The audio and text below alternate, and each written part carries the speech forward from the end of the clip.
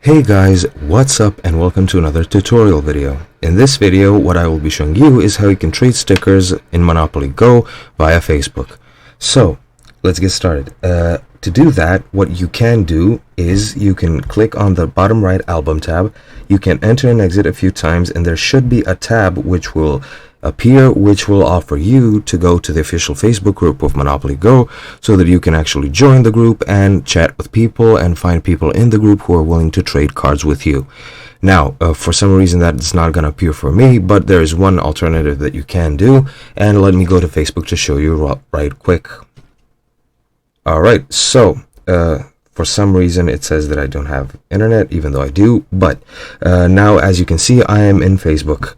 And I just simply searched Monopoly Go Trading, and once you search that, excuse me for my internet guys, once you search that, you can just go to the groups tab and you'll see all the groups that are available to you. You can pick any one of these groups. I don't know if any of them are official Monopoly Go groups. However, you can enter any of them, and in there you will find thousands upon thousands of members who are willing to trade cards with you, and I'm pretty sure that you will find somebody who is willing to help you out.